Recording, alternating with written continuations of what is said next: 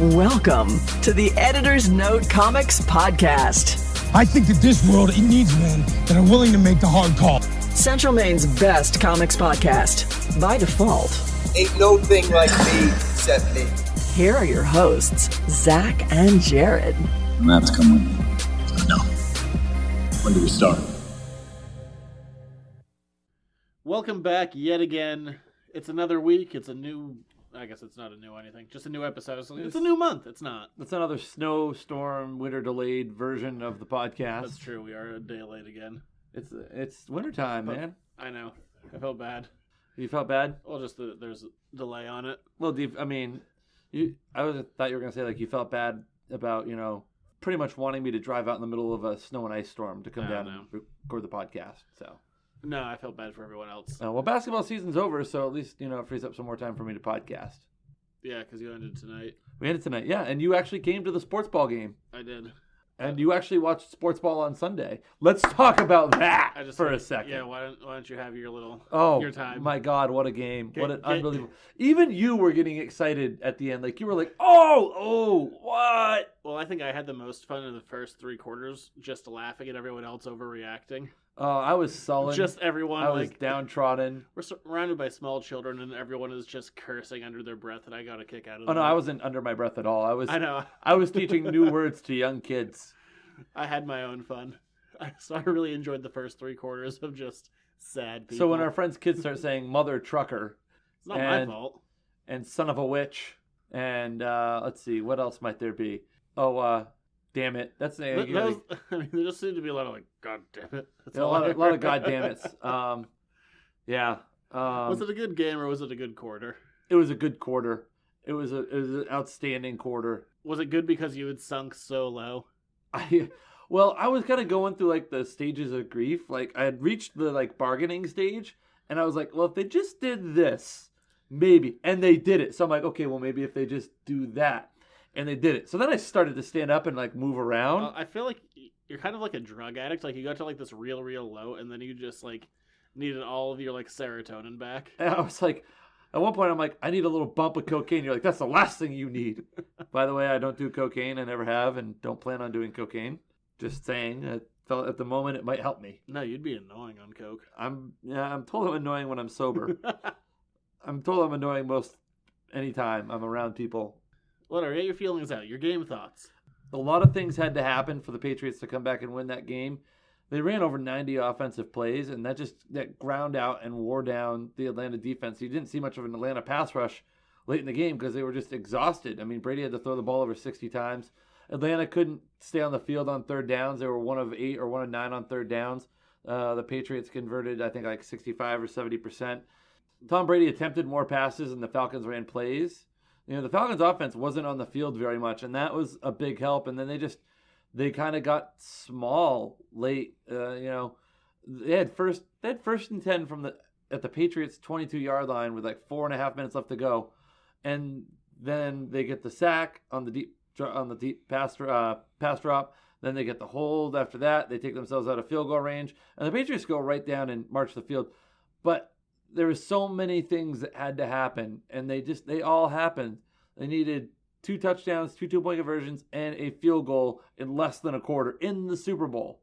I'm curious how much the Super Bowl affects playing when you, at least at the halftime, because they had an extended amount of time of cool down in between. I think that it certainly played a role for the Atlanta offense initially, because they didn't touch the ball for over an hour. When they did, they went 3 and out. Of course, the Patriots really didn't do anything, and they went 3 and out. Atlanta comes right back. They started not doing anything. Yeah. I mean, well, the Patriots did have some stuff going for them. That one drive that was kind of extended by Atlanta penalties, and then LeGarrette Blount fumbles it. Then Atlanta comes right back the other way. I mean, if New England's able to go down and like score on that drive, it may change the dynamic of the game. But it just took them forever to really get anything going, and they just did everything they needed to in the fourth quarter. The defense made some big stops. I mean, Atlanta punted more in that game than the Patriots did. Brady should just retire now. I would think so, but there was out on top. There was a funny story. Gisele, his wife, Gisele Bundchen, after the game said, "You should retire," and he's like, "No, babe, I'm having too much fun right now." It's a very interesting dynamic. I mean, he's still playing at a pretty high level.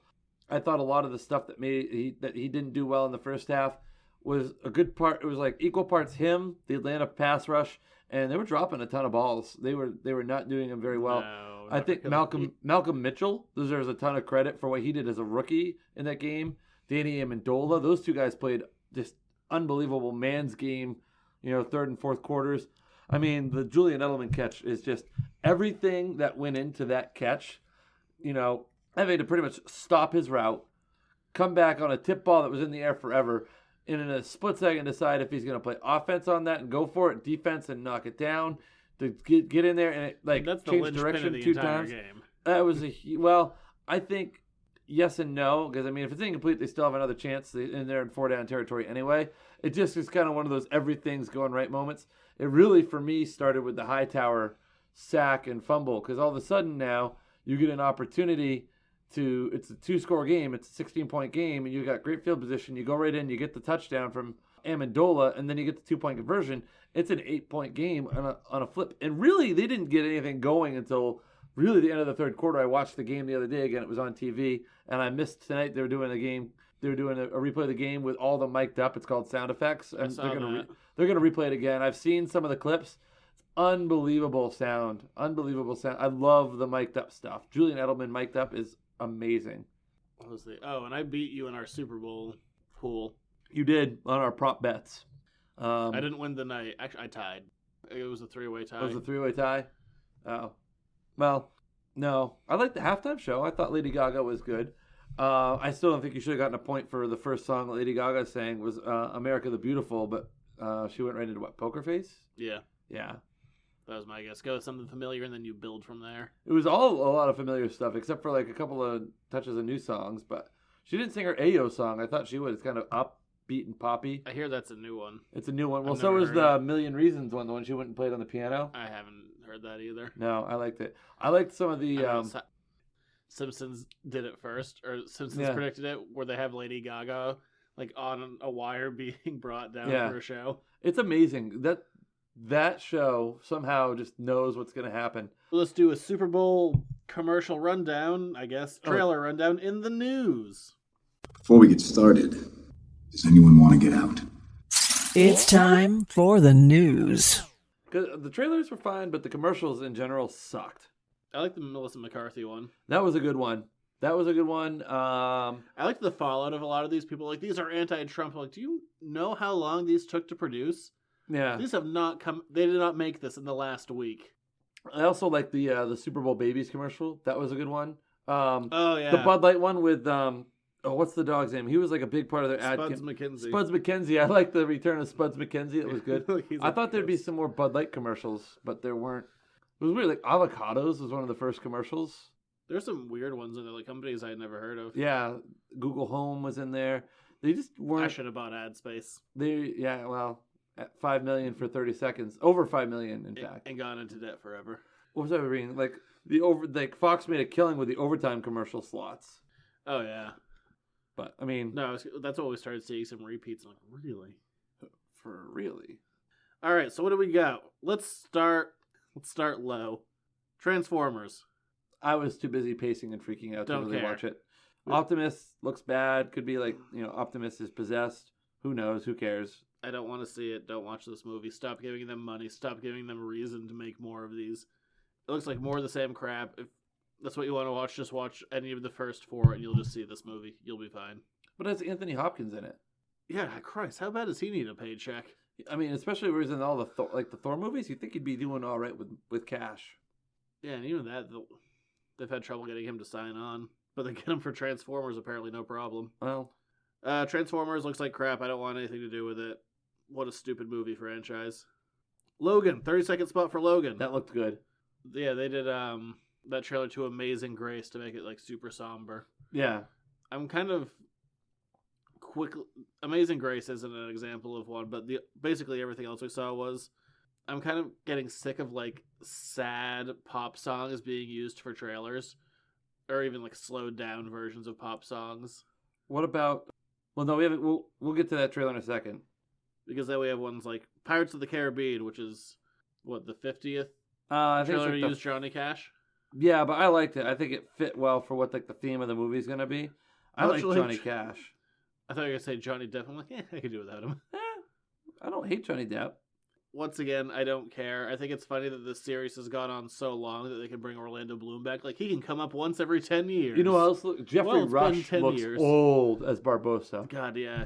Old. OLD old. He's not a young man anymore. I have no interest in this either. And I when- kind of do. When those movies were first coming out, like, They were really good. They were like I liked the first one. They do it's have the moneymakers. They do have one shot that I really liked in the trailer where they have like the pirate zombies running on top of the water, which kind of That looks kind of cool. Like the I- upside down. I Yeah. assume that was in contrast to like I remember the first trailer they had for the first movie like showed them all walking underwater like as skeletons.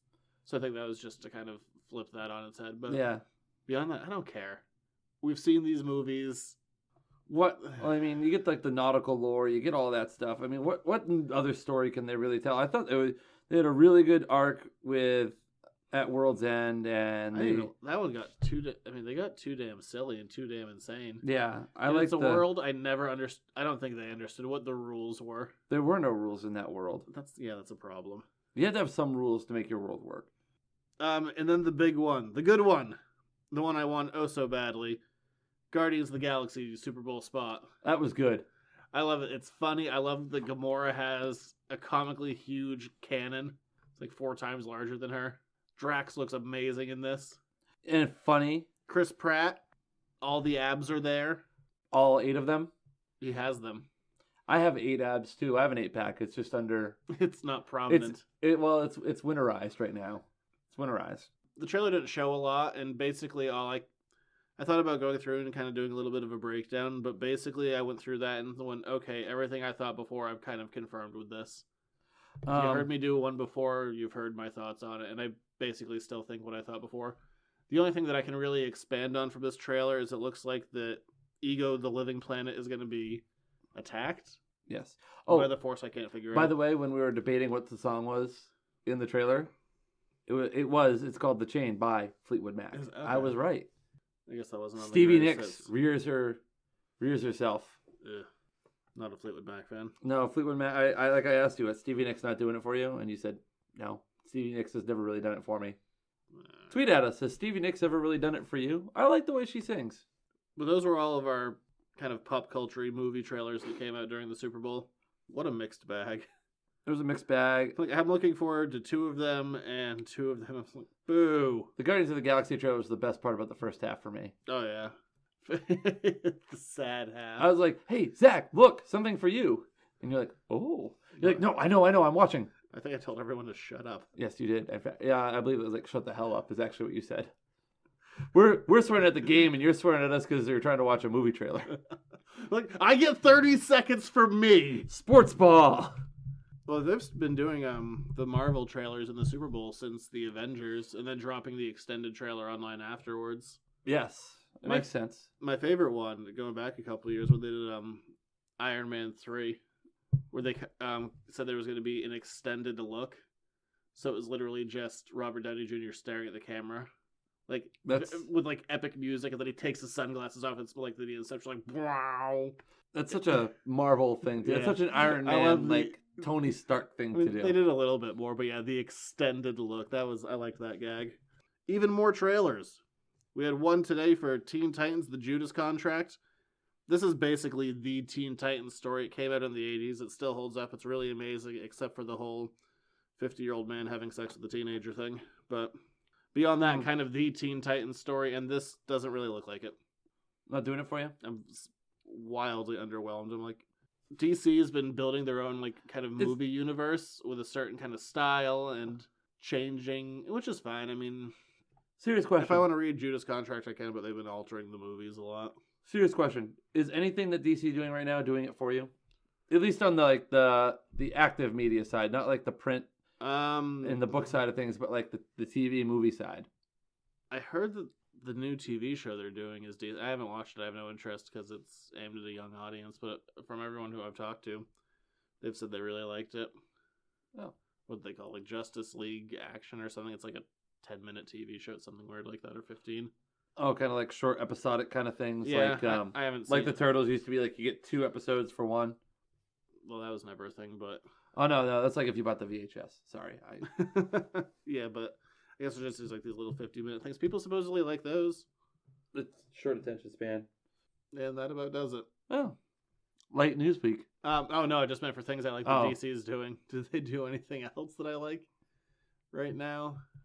Oh, I don't know. Lego Batman is supposedly really great. That does look. I've seen some good ads for that, and seems pretty good.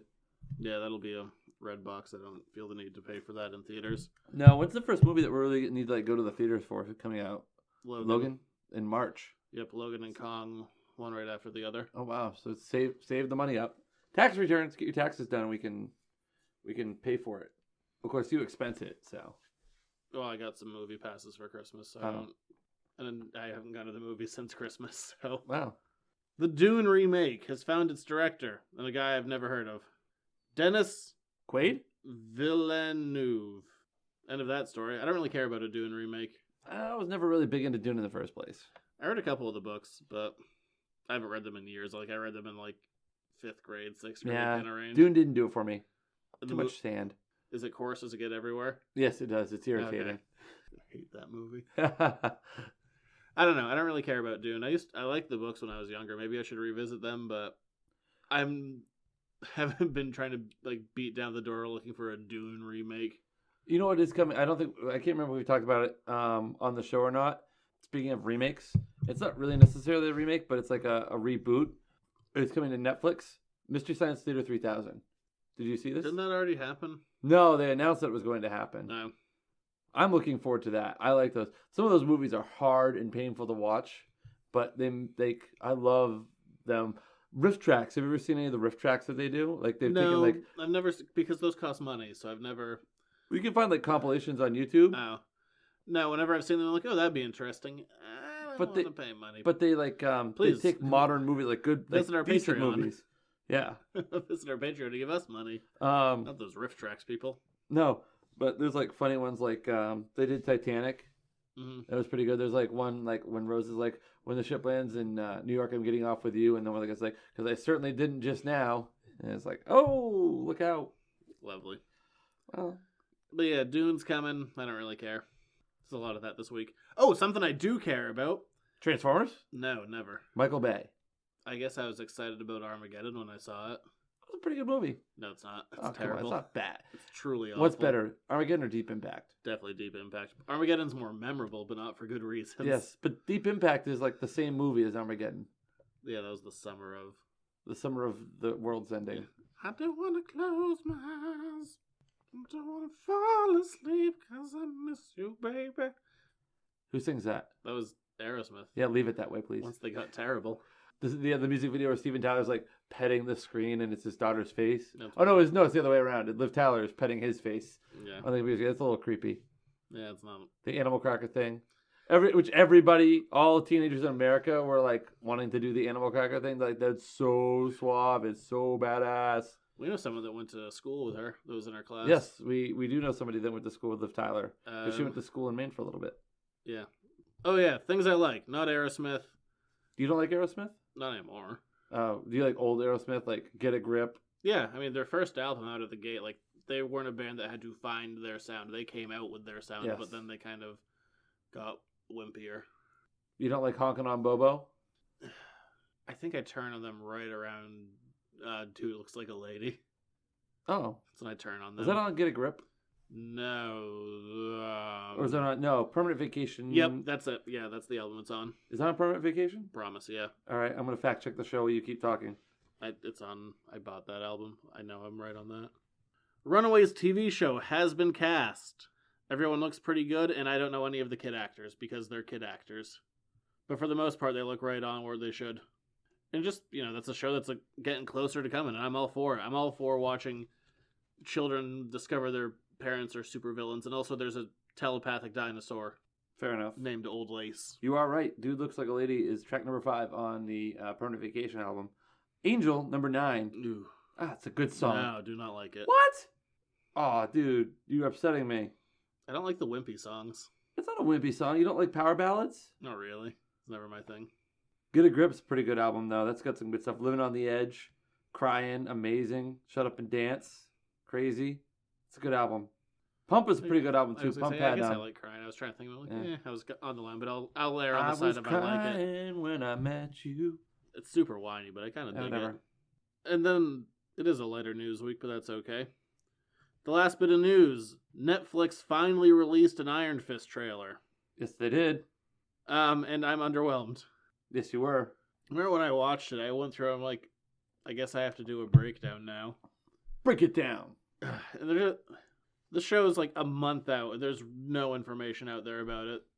There's a trailer that doesn't really show anything. Like, this is supposed to be greatest or second greatest martial artist in the Marvel Universe, and they don't show that at all. He does a little bit of ass kicking in the trailer. Does he, or do we get a cut of just like a guy falling down? There's a little bit of ass kicking in the trailer. Not as much ass kicking as there was in the Luke Cage trailer. There's nothing to it, and I mean, it's a month out, and they've released one trailer, and then they released a clip, and I feel like the clip might have been as a reaction to people going like, "Where's the martial arts?" Because they show one of the characters, Colleen Wig, just in a cage match, just destroying these two guys.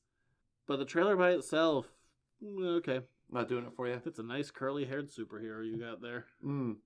Kind of had a Doctor Strange vibe to it, like where he's like That has a Batman Begins vibe to it. a little bit of both.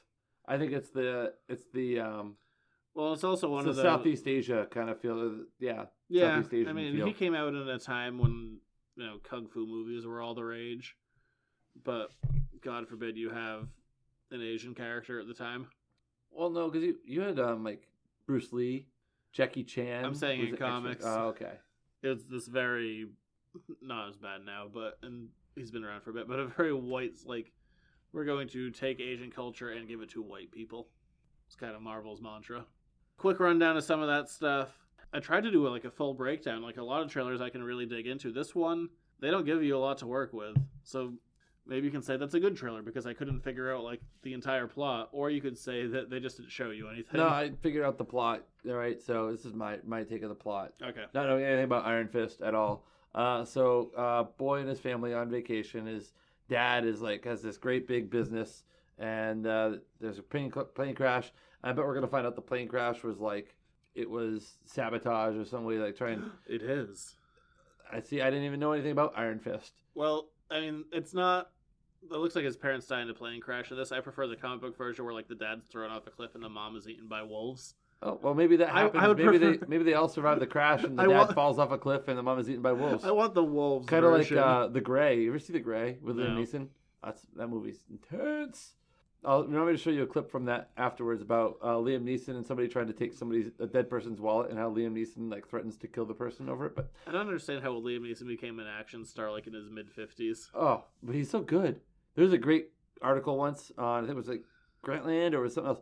It was like a map of everywhere Liam Neeson's killed somebody and the number of kills and the manner in which he's killed people.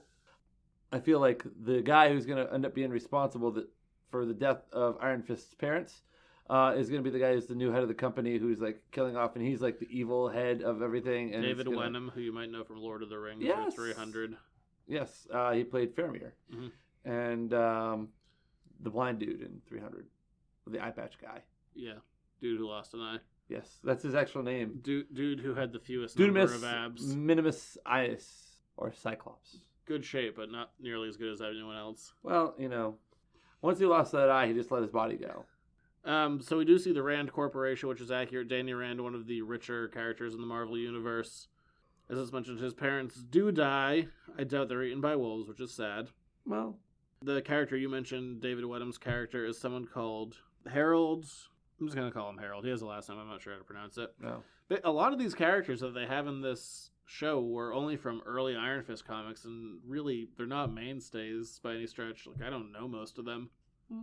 Because they all die, like, in the 70s, and aren't really seen. Oh, well. Hey, bring it all together. Iron Fist is a character. He doesn't really have like a great rogues gallery. So I mean, right off the bat, one of the things that they're doing is we see that his main villain, which Daredevil's used in his shows, and also is essentially a Daredevil villain, is the Hand. He's going to fight a bunch of ninjas. Yes, that was the handprint that was on the window, and then we see the hand ninjas. Not the giant silver moth on the back of my hand. No, that's a weird choice you made. Well, no, it's the choice that the girls on the team made for me. They actually wanted me to put it on my neck, but I wasn't going to go that far. Seems hardcore. We do We're see a bunch of thugs. Gangster life. There's a repeat character from Daredevil, Madame Gao, who I think is just a Netflix original character. But so definitely the Hand and mysticism is going to be there. We see Rosario Dawson return once again as Claire Temple, the night nurse. Oh, she's the one that like she was in Everything. She's been in all of the shows so far. in the Doctor Strange book you had me read. Oh yeah, yep. Well, that might have been. It's kind of. There's been a few night nurses. That was more Rachel McAdams' character. But point notwithstanding. And then we do see Colleen Wigg.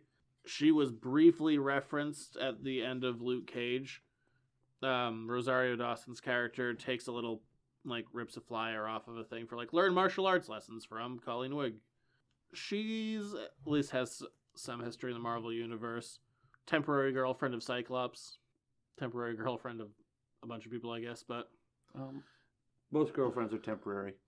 And then we do see the actual Iron Fisting prepare to get fisted. Whoa, easy now. The Iron Fisting. I don't think you can say that on the podcast. We see the actual Iron Fisting. I feel like there's a better way you could phrase that. He learns how to focus his chi over... Is it chi or chai? Chai's a T. Chi. Chi. He can focus all that energy into... Chi whiz. Yes. But I don't know. There wasn't a lot in the trailer, and I was a little bit underwhelmed. We'll see what happens. It could be... It's not that it's going to be a bad show, but it just feels like there hasn't been a lot of push to market the show, and there was rumors for a long time that they were having trouble cracking it, and they were going to turn it into just a Netflix movie, but... Sometimes I wonder if they'd be better off having a movie. I don't know. I guess we'll see when it comes out. So far, the Netflix stuff, none of it's been bad. But none of it's been, super great. Yes, it has. Okay, I guess. Well, some of the recent stuff. First season of Daredevil and Jessica Jones are both stellar. Mostly Daredevil. Yes. But that'll do it for the news for the week. Oh, the lengthy news segment. Well, 10 minutes was you talking Super Bowl. True, well, that was pre-news. We're moving on to Jared's Reading Corner. It's Jared's Reading Corner. So this week we are talking March. The month? Yes, the month. We are talking about the month of March. That's still a ways away. Before we kind of get into the book, I want to give context and a disclaimer. I didn't really talk to you about how I want to deal with this book, because this is something totally different than what we've done before. Yes. So context of this book. This is written by John Lewis. He is a major figure in the civil rights movement, and this book recently came to prominence. He said that he wasn't going to attend Trump's inauguration because he didn't view him as a legitimate president. So Trump lashed out on Twitter and said, he should worry about his own district, which is full of crime and all these terrible things. And then people kind of pointed to this work, and this book's sales skyrocketed. And then on a closer to home note, our governor, in his infinite wisdom, said that John Lewis should be thanking white people for the freedoms that he has. On the Trump thing, I'm not going to weigh one way or the other. I don't think this is the time or place. But in regards to the Paula Page thing, so what the fuck? So I don't care what side of the line you fall on. You don't say that to a civil rights leader. No, and I think also you have to look at the context, the things that the governor said about, I think he said Rutherford B. Hayes and Ulysses Grant fighting Jim Crow laws. But they were both Jim Crow laws came into effect after both of them had been president. Just going to say. And in fact, the way that Rutherford B. Hayes... say that. Was it Rutherford B. Hayes? I can't remember. Either way, he said that John Lewis should thank white people. Yeah, for Instead, fighting... sir, I'd rather say thank you for a lifetime of service and doing more with your life than 99% of the population will ever do. And you continue to do that work. So thank you. And see, my feeling is not LePage. People being contentious about disputing things that are legitimate. Have the feelings you want to feel, but they're, and again, I'm just going to point towards that one statement. I'm not going to get I don't want to get too political and soapboxy, but these are real things that happen in our country, and these were real issues, and sometimes these are still issues. And, whether you're a Democrat or Republican, an independent, whatever, you can't deny the work that John Lewis did during the civil rights movement in the 1960s. Don't tell him to thank white people. Yeah, especially if you're talking about civil rights. It's not it's just not a good look. Not a good look. So that's kind of the context of this book. It's become it's kind of blown up again. It's not that old, but people are talking about it a lot right now. I also think it's appropriate because it is Black History Month. Yeah. So we can also look at it from that. That's how I kind of looked at it. When you didn't give me any direction, I'm like, well, it is Black History Month, so. And I will also throw out a disclaimer for this topic of conversation. This is something biographical regarding the civil rights movement, and we are two white idiots. We don't know anything. We don't know anything about anything. We have no authority on this topic. No, I will say I like history. I enjoy history. I think the civil rights movement and era of history is really important in our country, and I think it. No, but I'm not going to pretend that I understand. Oh no, anything I'm not going to pretend to what- understand the struggle at all. No, we are a couple of privileged morons. Yeah, I mean, we are we're white, middle class people. No, so I just want to throw a disclaimer. I'm not going to pretend like I can ever even begin to comprehend the ins and outs of this movement. No. What I'm choosing to take away from this book is looking at it historically and getting into what I think the purpose of it is, which we'll get into. Yes. I have no idea if we came to the same conclusion on its purpose or not. So this is a 3-part series. We're just going to be covering book 1 today. Came out in 2013. That's when it was published. Yep. Anyway, continue. Oh, that's all I had. What happened in this book? All right. Let's solve race relations in America. Well, I don't know if this necessarily solves race relations. I really like it. It's interesting. It's kind of told through a little bit of like through John Lewis's eyes, but he's telling the story to a couple of young people who are in his office on the day of Barack Obama's first inauguration, which I think is a real interesting take on the book. Like it's like kind of told in flashback. That was the only part of the book where I got a little worried reading it up front because they have these 2 kids. They find him in his office. And again, he's someone who has done an infinite amount of work for the country. Mm-hmm. But they go in there and they treat him like he's a rock star. It's like, oh my God, is that John Lewis? I've never seen that happen with politicians. But then again, People also you have to think he's from Georgia, all right? So, to be a black Democrat from Georgia to get elected, that's no small feat of its own. And I'm nothing against the great state of Georgia. Would you ever react like that to like, oh yeah, there's a congressman? If Angus King were to like knock on my door and be like, "Hey, what's up, Angus?" I wouldn't be like, "Oh my God, it's Angus King." Maybe if like Barack Obama showed up or like Bill Clinton, heck, even George W. Bush, if he showed up, I'd be like, "That's pretty freaking cool." Why are you here?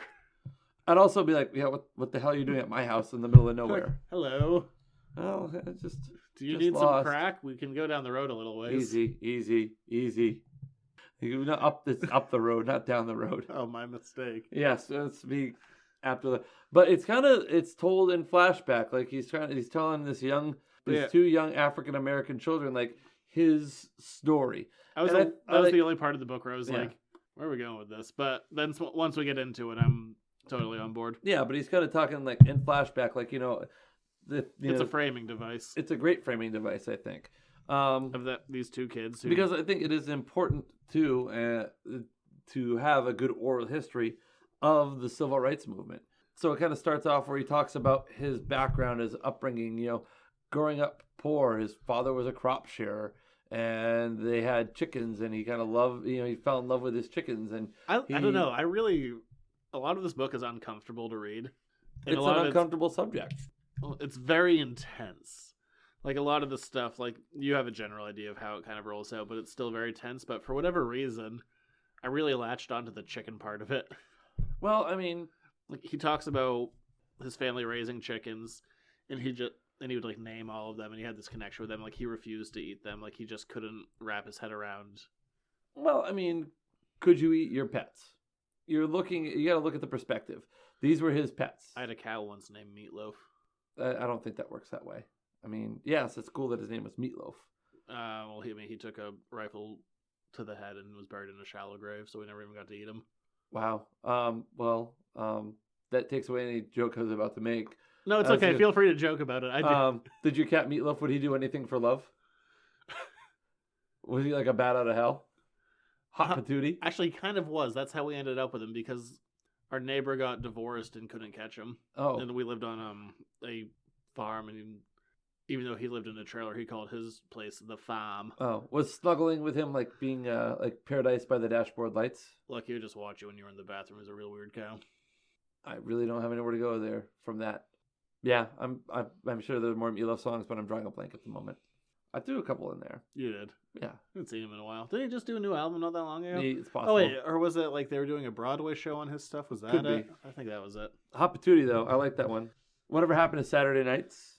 But either way, we deal with him as a youth and him growing up and kind of finding religion and practicing like his public speaking. Yes. And running away to school, which is the opposite of what most children do. Yes, but this is after kind of a trip with his uncle to kind of go north. This is the first time he'd been north.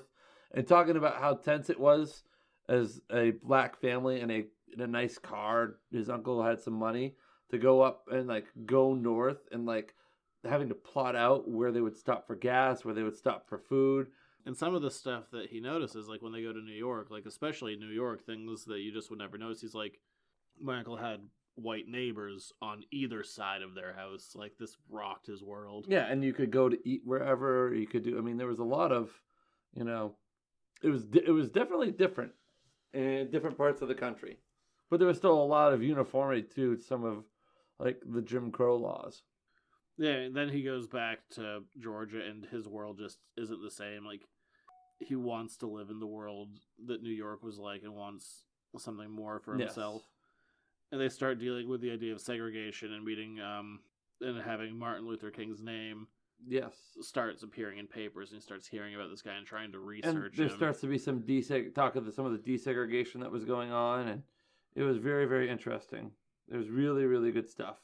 And then it just kind of deals with him growing up and wanting to go to a college that was traditionally segregated, but he wants to better himself. And he writes to Dr. King, and there's a response, and he actually meets Dr. King. Yeah, and he kind of lays out. He's like, you might be attacked. Your family might be attacked. There might be fire bombs thrown at you. Yeah, there's definitely going to be. You have to choose if this is something that you want to fight for. And his parents didn't want to, and they were willing to pay for all of his lawyers and everything, and like that was part of how the movement was working. And then really went through some really interesting stuff, talking about how they practiced passive resistance and the nonviolent stuff. And like how they treated each other to practice and condition themselves to be able to handle people, you know, swearing at them, racial epithets, beating on them, because they knew that they could not fight back. They had to just persist. And for me, what the core of this book is, and what the core of the entire like 3-book series is he talks about meeting a guy, Jim Lawson, who was a graduate student who worked for an organization called the Fellowship of Reconciliation, and they published a comic book, which was, and I had never heard of this before. This was news to me. Yes. It was called Martin Luther King and the Montgomery Story. Talking about the Montgomery bus boycott. Which lays out how nonviolence is supposed to work, how to use nonviolence as a weapon, how to use it effectively. And this comic is kind of his turning point. And this is a source of inspiration. This is a source of power. And I think that these books that he wrote are supposed to be an updated version of that. Yes. And these came out, the first one was in 2013, so a couple of years ago. Yeah, these are not old books by any stretch of the imagination. But they're not also brand new either. They're just kind of... No, they've resurfaced. Resurfaced. But I mean, they show the brutality and... Oh yeah, it talks about Emmett Till. Which is a terrible, terrible incident in our nation's history. And if you're checking the news, the woman who accused him recently came out and said it was totally fabricated. Yeah. So, try her for all it's worth. But it also talked about the lunch counter sit-ins. Yeah, and that's when the book gets intense. Yes. Because they just kind of talk about it as kind of a practice ground, like, we're learning on a small scale how to do this before we can expand. Yes, but also what was interesting is they would purposely do it with people who were white, too. Mm-hmm. And even the white people weren't allowed to be served if they were with a group of black people. And they talk about the arrests that happened just for, nonviolence and how often the cops would show up just after a beating. And yeah, and how the judge in the one trial, one of them all tried together so they couldn't have their own. Like, there's just real interesting dynamics about how it all worked out. Yeah, and it goes through this like day in, day out of like we went this day and like did our, nonviolent protest. And then we went this day and did our nonviolent protest. So we did this. This is the effect that had, and this is how it built. And then in the other books that we're not covering, how that grows and grows and grows into a larger thing.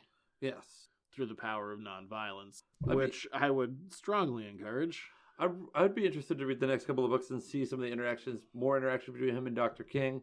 If there's any interaction with him and Malcolm X. Yeah, 'cause this first book is just... It's really kind of it lays the groundwork before things really, really, really, really pick up in the civil rights movement. This book is kind of the inspiration. I really thoroughly enjoyed it. It's one of the better things I've read in a while. And dealing with it's autobiographical.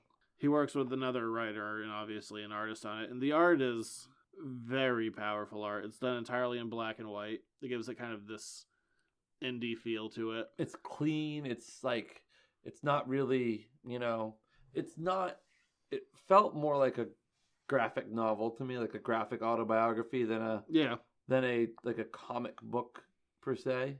No, the medium can do a lot of different things, so this is just one of them. I liked it a lot. I think this book would be a great teaching tool. I think it'd be a great classroom supplement. No, and especially right now where we're starting to really see, again, the rise. The book is called March. Mm-hmm. And we're starting to see that in mass force now. And in some cases, not being done correctly. I think one of the great things about our country is that you have an opportunity to speak your voice. You have an opportunity to be heard. I think what's sometimes lost by both those who are speaking and those who should be listening, and vice versa, is the manner in which we speak and listen. I think that too often we're so quick to demonize and dehuman the other side of an argument or the other side of a point, and we don't take the time to listen. Well, that's because they're wrong. Well, yes. Point notwithstanding, I think that we lose sight of the fact and we lose the importance of that this country was found on civil discourse and debate and listening and tolerance. And it says in our Declaration of Independence that everyone is endowed with certain unalienable rights, endowed by their Creator, life, liberty, and the pursuit of happiness. And that means it's everybody. It says everybody. It should be everybody. And we lose sight of the fact sometimes that we aren't as dissimilar as we really think we are, and that just taking time to listen. You don't always have to agree, but to listen and maybe enlighten yourself to multiple points of view. So says the middle-class white man. Yes. Ages 18 to 49, baby. Woo! Target demographic. That's me right there. The book is powerful. It's very powerful. It's not something that should be taken lightly, and it's something that's becoming more prevalent. And I don't know, I think there's something to be said about looking back on past... There's truth into the old axiom that those who don't know their past are doomed to repeat it. Yeah, and I think this is an important thing to look at. No, I would highly, highly recommend it. No matter where you kind of come down on the political spectrum, I think this book does and can speak to everyone. Well, this isn't a book about politics. He's a Democratic congressman, but this isn't saying... I wouldn't say that there's any kind of... There's no political agenda. No. That's not how I read it anyway. He's telling the story, and I think it's an important story to listen to and to understand. And like you said at the beginning, we're a couple of idiots. We're not going to be able to appreciate everything, but it does lend some perspective. And I think that sometimes we don't have a good enough perspective we need to open our perspective up a little bit more. It doesn't necessarily mean that you have to give up on the things that you believe in, but I always feel that when you open yourself up to more perspective, it either A, reaffirms your beliefs, or B, it causes you to have some challenge and some thought about your beliefs, and it can mold them and shape them into more concrete feelings and things that are more tangible. And I don't know, I just really enjoy it, and I really highly recommend it. Yeah, it's good for a history read, and right, it's not a comfortable book to read. No, but I also think that this book is meant to be an inspiration for what was the thing that was trending on Twitter that he was talking? He's like, make good trouble. Yes, make good trouble. Which I don't know. I like this guy. Well, that was in one of his commencement speeches recently. It was "Make Good Trouble," and by recently I mean I think it was like last year, or the year before. I like. In this fact, that was at I believe it was at Colby College where he spoke at commencement kidding. last year. It was that's where he said "Make good trouble." Now that my memory has come full circle. Now that you took that sip of Coors, Hey, it's the that kicked you. it was born in the Rockies. Man. Every repressed memory is coming out. Some of them are useful for this show. I wouldn't say it was. Some of them are less I wouldn't useful. say it was a repressed memory, but it's 355 milliliters of beer. Of memory juice. Usually it works opposite. The more you have, the less you remember. Of feelings juice. The more you have, the more your feelings probably pour out. As you're having your wine tonight. Yeah. Not a box of wine tonight. This is a step up. It came out of a glass bottle. I have a little bit of a cold, so I'm trying to kill it with antioxidants. So you're just drinking really old grape juice. Yeah. Smart. I like it. That's how I deal with illness. Anyway. I don't know. I recommend this book, and this is one that I have in shop right now. I have the individual copies, and I also I'll be getting in a slipcase edition that has the entire story, which I do highly recommend. And also, frankly, after some ridiculous things were said about this man, I'm all for throwing money his direction. There you go. So keep that in mind too. Does that sound weird? I don't know. No. Like, give him money, because Well, I'm sure that Congressman Lewis is not hurting for money, but I think that I don't know if the money goes to him or if it goes like there's some sort of goes towards something else. I can't remember. he'll get a check for it. Yes, I'm sure. Anyway, But now that we've, dealt with a super serious topic for the first time ever, and also our first biographical book, which is hard not to take seriously, yes. especially something like this, Mm-hmm. we're going to move on to letters to the editor. Now for my favorite part of the show. Well, that's talk to the audience. Oh, God, this is always dead. Here's another one of your letters to the editors. This was an in-person question. Sometimes that works. Oh, wow. If you throw a thing my way, It's not really, this wasn't a letter so much as it was a face-to-face communique. yeah, you can get letters to us anyway over email or Twitter or Facebook. Or you just throw a thing out at me, and then I have to think about it for the next week. Not that I'm thinking about the answer, but I have to just keep reminding myself that that was a thing that was said, and I want to bring it up. All right, well, here we go. This is a follow-up to a question we had a couple of weeks ago. Oh, well, thank you for following up. It's the opposite. We were asked who would the best comic book president and vice president be, and now it's been turned on its head for who would be the worst. Ooh, the worst comic book president and vice president? And what I came up with my answers, but the way that and feel free to do it however you want, but the way I kind of did it is I will. Well, I could pick like the worst, most obscure, dumbest characters, but I thought they would never get to that point of power, so I chose people who were leaders or strong-minded in some way. Okay. Versus just like that crappy henchman over there. All right, I'm listening. So, and I thought about this ahead of time, so I have my pre-prepared answers. For worst, and really they could go either way, I just chose like who would be two terrible leaders of the free world. I chose Professor Charles Xavier. What? I spoke on when you brought him up before. He's a man who has his own agenda and sends children off to fight his personal war. He's died Boo. at least 3 times. I boo you, sir. So he can't stay alive. With a side of hiss. He can't.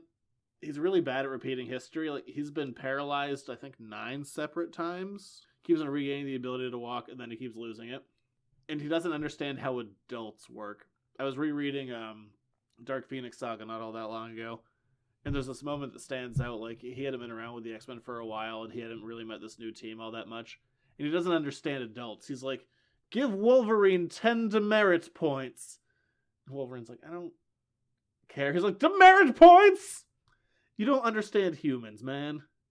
And you send children to fight your own personal war. Boo, sir. You're a terrible leader. And Boo on you. And you have an illegitimate child. Boo on you. Well, there's been plenty of presidents that have had illegitimate children, I'm sure. Yes. So I say he would be one of the 2 worst. Okay. So would he be your president or vice president? I think I'd save him for Prez. Okay. And then worst vice president, I'm saying Thanos. Thanos, I don't think would fall in line to be like, he wouldn't be happy being number 2. He could be either one, but the reason I chose that, I was trying to think about, like I said, kind of strong-minded characters, but it came out in the Infinity War series that Thanos has, like, this subconscious desire to always fail, and that's why he always loses. That's so weird. He's essentially the cuckold of the universe. Good use of the word cuckold. So I don't think that he should be. And Nope. also, he's real cool just destroying half of existence with a snap of his fingers. True. No demerit points for you for using the word cuckold in a sentence.